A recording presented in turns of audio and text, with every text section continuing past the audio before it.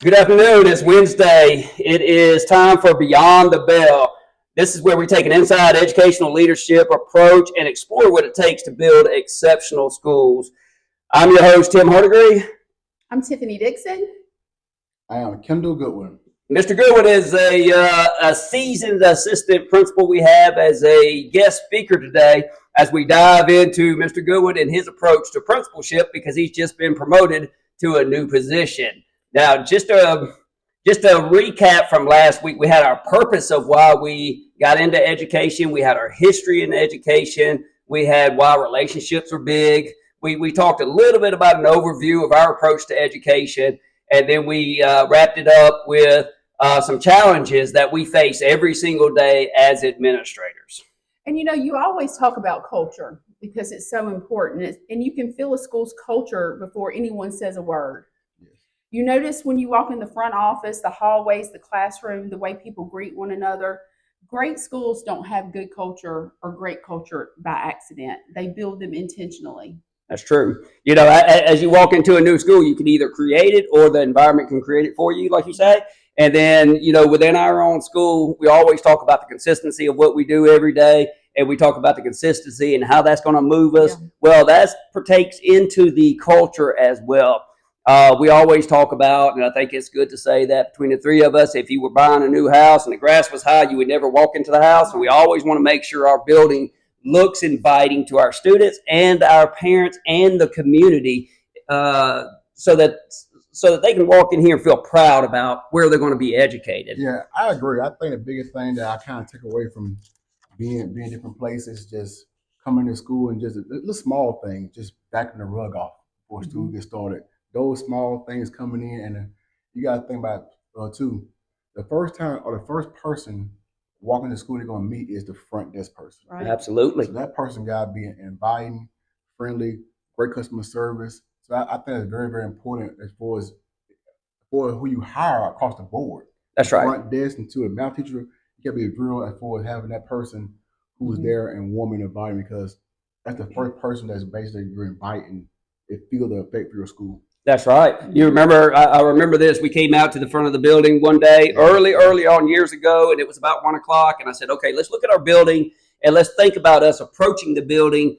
How do we know where to go? And the first thing you said is, I don't know how to get to the front office. You remember that? Yeah. And that's where we had to come out and just, okay, let's talk about how do we get to the front office. Right. Signage. That's right. A small thing about putting signs up for direction people to go, because like I said, walking to a building, where do I go next? That's right. I think those important, those little small things you may forget about. You come in, you want to get into doing everything else, but those little small things is basic signage. So it makes an inviting, improving culture. So yes.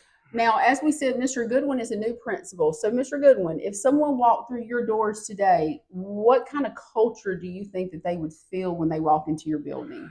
Well, I think the biggest thing coming in, you want them to be, inviting culture. You can feel and have that school spirit. One thing I want to create there is continue to come in and be a part of it. But you want a culture that's warm and inviting, have school spirit, and you want teachers and students to take pride in the building. I think it's very, very important to come in and pride, but it starts with small things, just keeping everything clean.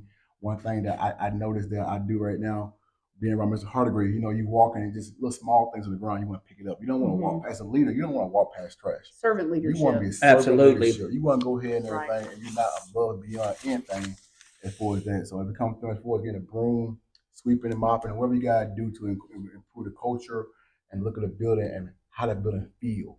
The climate of the building is very important as well. There you go. We talked last week. We said that, just having the title is not enough to be a leader. No. Once somebody might have the principal title, somebody might have an assistant principal title, but when it's all said and done, everybody should take ownership of their building. Yes. And we say that everybody should take ownership from cutting the grass all the way up to the master schedule and everything in between, because we are that servant leader. And we have done it all. And we have done it all. I'm very fortunate to have these two by my side who have always kind of, I guess, followed my lead on everything that I've kind of approached this school with, because looking at it from the outside in, I want an appealing school. I want a school in which people want to come to. But in order to do that, can you see the little bitty things associated with that school? And that ties into your school culture. I think that both of them next to me as assistant principals were very adamant in the fact that they were not office people, they were visible people, and that creates a great school culture when you're a servant to your students and you're servant to your faculty and staff. So, Mr. Goodwin, as you stepped into your new school, tell me one of the challenges you faced right off the bat. I think the biggest thing is you're trying to build a network of people you can call because things happen and you're trying to figure out who do I call to help with this issue that came up. It can be for a small thing as for removing old desks, computers, who to call. So those type of things came up before just I can call former friends, principals that I have this currently going on and how to handle that. So I think those are the first thing is how do I get things done? Having like a network tree. A network. Who do you tree. call to get things done, How to get basically? things done because you want to come in and you want to. I learned too. You can't tackle everything at one day That's right. or 1 week because you want to come in and just do. We're all doers. That's But right. we gotta step back, delegate, Mm-hmm. and let others do it as well to help you. And one thing that we know, you can't do it by yourself. Right. Can't do it by You yourself. you That's can't right. do it by yourself. Teamwork makes the dream You work. gotta find That's right. people in the building that you trust that can help you move things forward, and that's real big. And I have that right now. I currently have that in my building. That's Well, great. good deal. That's great. What is one new tradition that you want to implement in your school as a new principal? I think the biggest thing right now, I want to have more incentives as far as I want to highlight teachers who success, celebrate wins. I want to celebrate wins. I want to give teachers and students different incentives, and I want to highlight the good things. I think a lot of times we come in, it's bam, bam, bam, we're running, but you want to take a deep breath and just sit back and highlight teachers and students in building or people who are doing well. Because sometimes you can go certain places and you take on so much discipline, you get buried in it. And Right. you kind of forget That's about right. We talked about that you also. might forget about somebody who's doing well because you're so constantly right behind other things. So Mhm. you want to take a step back and recognize people and let people know that hey, I care about you. We both know Mhm. teaching is very tough, and Mhm. right now I think we're in a crisis trying to find teachers. Right. And the biggest thing now is teacher retention. You want to keep the ones in your building, but at the same time you gotta let them know you care for them. I care for you. That's right. I'm here for you. What can I do to make your day better? That's right. How can I support you in the classroom or even outside of work? What's going on? Open door policy. Now, one thing I did adapt from Mr. Hardegree are having an open door policy. But let's talk about one thing that you might carry into the building because I was consistent in my approach from Sunday to Saturday with the staff and the faculty. So as you enter your building, what are some things that you might want to put down and say, this is going to be my consistency every week? Because we did talk about last week as far as there's a million ways to get things done, but there's always a right way. And if you're consistent with it, it's going to be productive and successful. So what are some things you're going to do in your building? I think one thing that I definitely want to do is have those leadership meetings.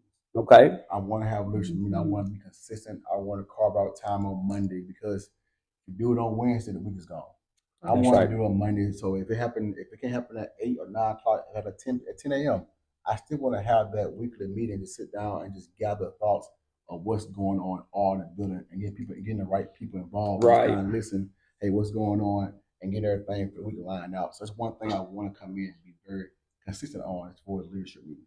Okay. So with our school last week, we understood that Ms. Dixon and I, we're in a big public high school. We've got 1,200 kids. Mr. Goodwin's a little bit different on his school setup. You want to explain that? Yeah, my school's a little bit different. I mean, I have 3 different parts going on. I have one part for kids who are over age trying to get back caught up. I have another side for an alternative side, but the main thing is we're all together on the roof together. So I want kids to know, hey, I don't care what's going on. We're here to support you. We're gonna love you, and I want to make sure kids get back on track and do the right thing, but at the same time, while they're there, to have that great experience. Gotcha. Excellent. So you said leadership meeting. Mr. Hardegree has spoken of our leadership team. And Mr. Hardegree, will you go a little bit more into that and tell them why leadership team is important and why it's important to do it on Monday and not a Wednesday? Oh, absolutely. You know, when you deal with a big public high school like we have, like we said, we've got 1,200 kids. We've got close to 105 faculty and staff. There's a lot of things that are going on. And the last thing you want people to do is run around like a chicken with their head cut off and not know what the expectations are for the week or the activities going on for the week or maybe an assessment that's important that we need to address for that particular week. So at our leadership meeting, of course, I'll be at the head of the table, but to the left, I always have an assistant principal. I have a instructional specialist. I'll have my athletic director. We'll have the remaining assistant principals. We'll have our academy specialist. And last year we had our counselors, which we're going to make an adjustment there because they need a little bit more attention than what we can give them in the leadership meeting. So I think it's very important. Those in the know need to know, because those who are not in the know will come to those who are in the know to ask them questions. And the last thing you want them to do is say, I don't know. Yes. So it's big. There's a lot of moving parts within a big public high school. And, I think it's very important that everybody is on the same page to make sure our train's moving in the right direction. Mm-hmm. Yes, I agree. because it also helps everyone know what the expectations are, the vision is, and who has accountability and who doesn't. Now, along that line, though, we're not trying to say who Mr. Hardigree chooses to have on his leadership team is who Mr. Goodwin needs to have on his leadership team. I think that depends on your school and what is most important at your school. So do you agree? Would you use those same people on your leadership team? Yeah, I probably would, but I probably make a few changes. I'm kind of right now going through and still right now developing my leadership team, trying to figure out the needs of the school. Like I said, something I don't have the athletic component of it for that in my school, so I want to go through and see what do I need first to compose my team. I got an idea right now as far as, of course, the principals, the AP, or the counselors. So that could be enough, but Okay. I might, as I go through the school year, might want to expand that. Okay. But one thing I do want to do, I kind of want to take from what you guys did as far as me with my attendance person separate. Mm-hmm. I want to bring her in and say, where we at right now with our attendance? What can we do to improve our attendance? Where are some areas that are we calling parents? Are we taking roll? Which kids are no show? But I want that to be more intentional, more one-on-one, because that plays a big part in your overall score of your school. So I want to be with her separate instead of being together as a group. I think it's always good. I've always included Ms. Dixon on a lot of components associated with our meetings. And from a new administrator's point of view, okay, if you're a new administrator walking into a building as a principal, I've always felt the need to wake up on a Sunday morning and gather my thoughts and be by myself, play some soft music while I try to adjust and try to prepare for the week. So I'll put together a leadership agenda, which includes about 28 different items. I'll include our attendance meeting. We'll include our athletic directors meeting. We'll include a meeting associated with our cohort, our CCRs, all the components of what we consider our state report card.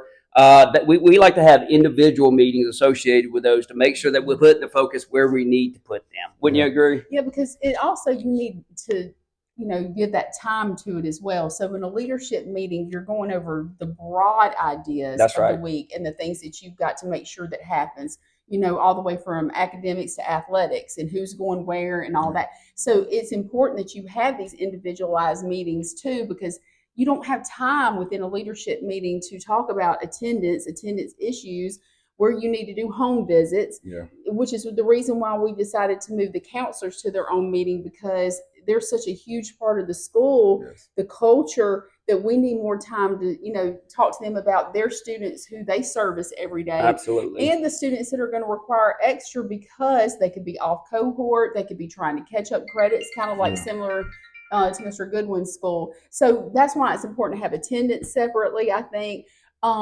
Athletic director, we're actually going to include in our leadership meetings this year, but Mr. Hardigree is still going to continue to meet with the athletic director outside of those meetings. I think it's very important that you structure those times and you structure those dates and don't waver from them. Don't try to be too flexible on your meetings, because those are such an important part of your school that if you don't set them to a time and stand by it, you'll never get to it. Because like Mr. Goodwin said, here comes Monday. Whoops, you didn't do it on Monday. Tuesday comes in with a lot of meetings. Wednesday's already here. The week's gone, and you can't get to it.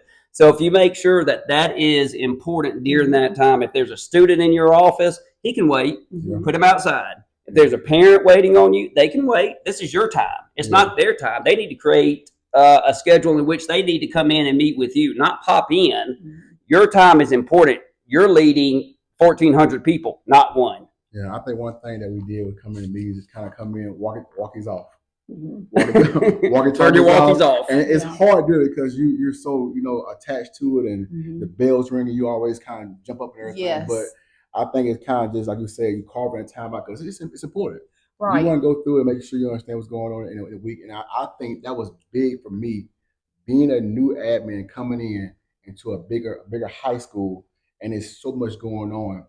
I have things written down. Say, oh, I didn't know that's going on too. I know. So, but coming in and seeing everything organized and everybody's talking, and I think it's a great idea to bring the AD in the meeting, because when it's time to talk about academics or testing coming up, as an AD, I gotta make sure the kid might need to leave a little early for testing Right. tomorrow. That's So right. I think it's good to have the AD in that meeting, because now not only sports, but he hear what's going on in school as far as academics, and you can take that back to the team. That's right. One thing that's important about that is that you're putting yourself in a position to be around other leaders. Because, like we Yes. said last week, everybody in your building is a leader. Right. Yes. And be open to others' other opinions. Be open to an uncomfortable conversation. Yes. Be open to the fact that that uncomfortable conversation is going to be success right there on the Yes. spot. But if you let it fester, that's 3 months down the road that you got to live with it and live with the fact that you're uncomfortable. Would you agree? I do. And so that's one thing I want to say. I think it's important to begin every meeting with norms, the expectation of Right. what you want everybody to participate and not just listen to respond, but Yep. listen to understand. Absolutely. And I think that leading to what you said earlier, that's why we create a yearly calendar and we go ahead and pre-schedule faculty meetings. We Absolutely. pre-schedule Yes. department meetings. We pre-schedule data meetings. We pre-schedule cohort meetings, because we know that those things are going to take time. Now, with that being said, every state, because this is not just for Alabama, this is for anyone who's listening, any educator. So every state has their own report card or what they're graded Accountability. from, That's right. Accountability. their own accountability. So it's important that you have those cohort meetings, at least I would say once a month, where you talk about nothing but what affects that report card score. That's right. And that's where you're going to find these students who you need to make sure graduate or have moved off of your roles the correct way, so that they don't count against you unnecessarily. And I think it's important. It's a small thing. I think it's important to have that meeting in a data room. Absolutely. Absolutely. With that being said, it's Yes, funny you say yes. that, because next Yes. week we'll transition this meeting down to our data room, and we'll Yeah. talk about the areas of focus that we have to focus on in the Mhm. state of Alabama, and maybe the state in which you live right now. But what do you need to put up on your walls that you Yeah. need to look at every Right. single day?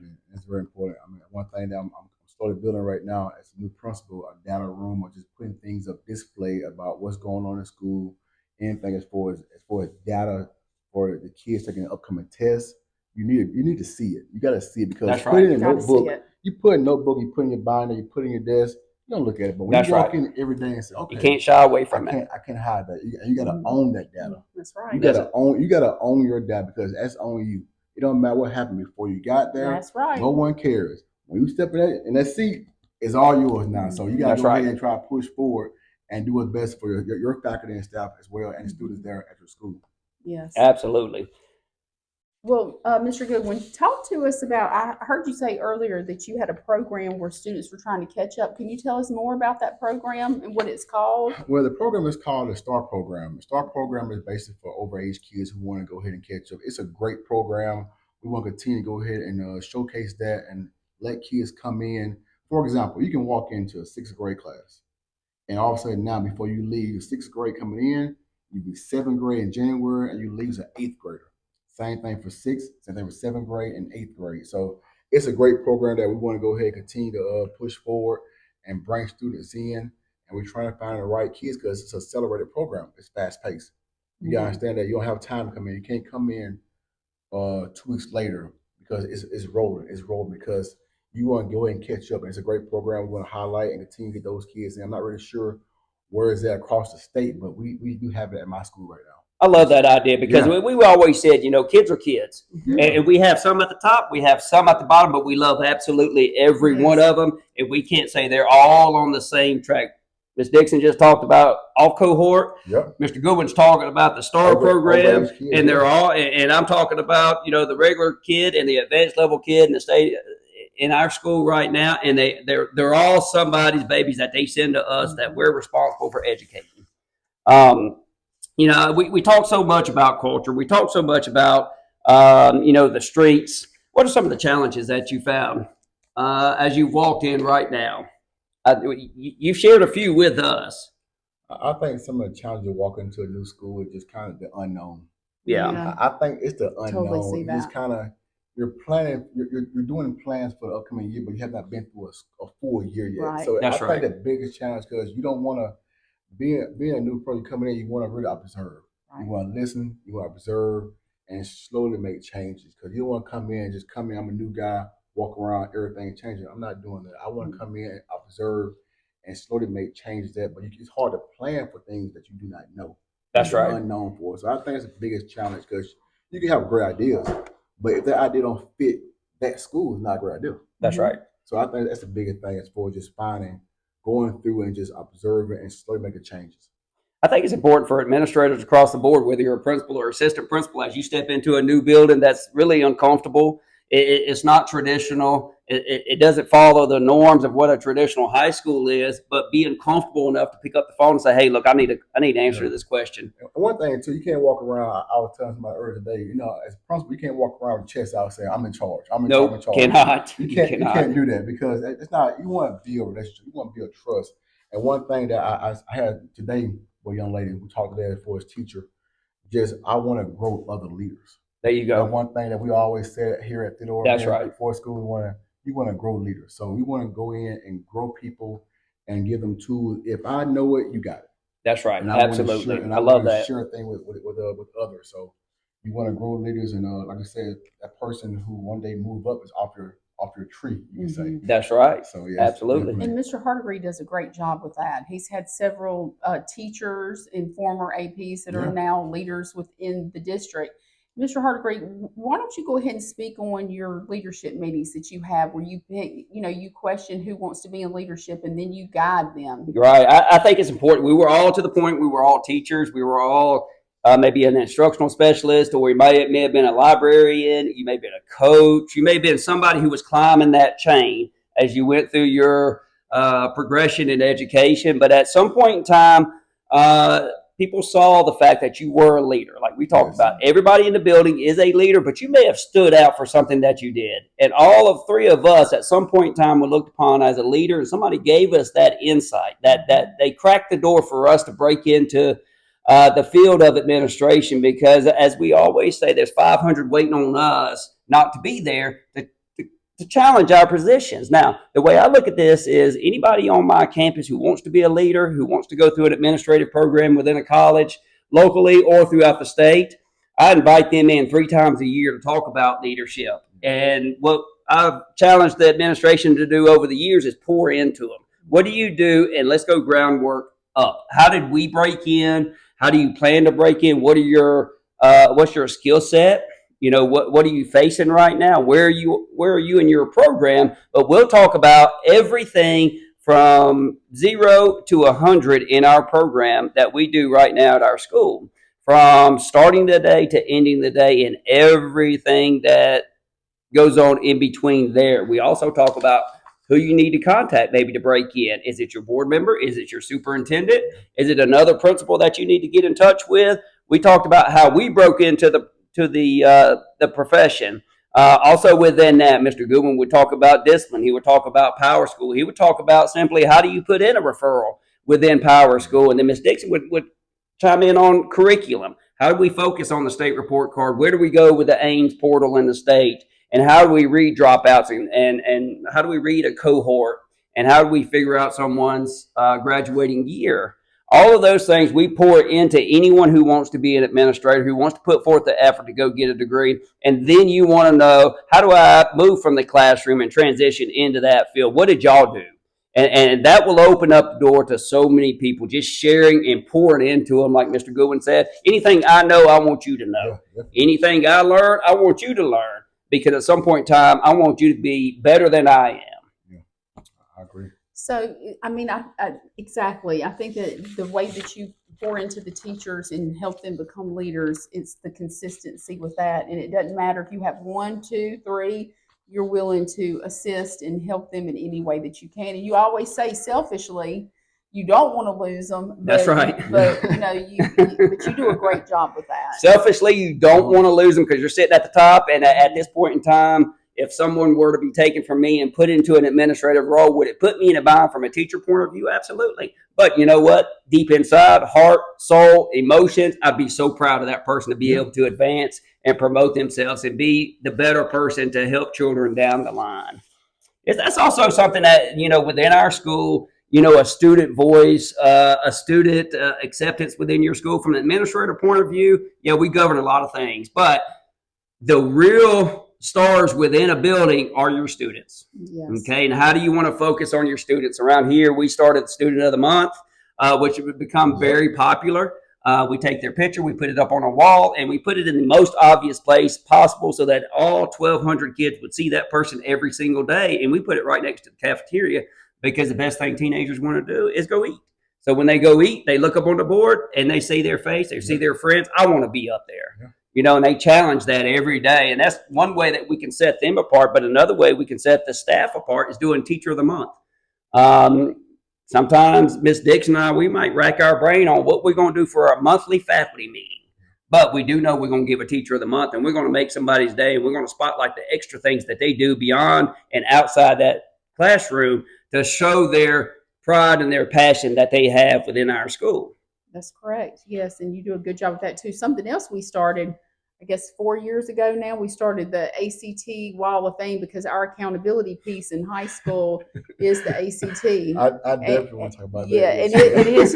I'm going to let Mr. Goodwin talk about it because I believe you're the one. It was your idea, I believe. No, it's my idea, but I think we kind of started. We started putting on a wall here, and we hung up like four total. We had Four like names. Four That first year of 18 or higher or something. Well, it was 25. It was 25 or higher, and we 25. only had 4 people 25. that year score 25 or higher on Four the people, ACT. so- But we put those 4 up there, We didn't we? did, and I admit I was a little nervous because we're highlighting. It was only 4 names. I'm like, man, this is gonna be. You thought we were going Are to we- retire by the are time we- we filled the wall up, Are didn't we you? gonna ever get this wall filled? We gonna add more to it, but eventually, man, the wall got filled. It went around the top. It started spreading, expanding. We need more wall space. We're taking over. Yeah. Absolutely. We're Pretty going soon. to cover Yeah. the entire wall space So- that we have and move out.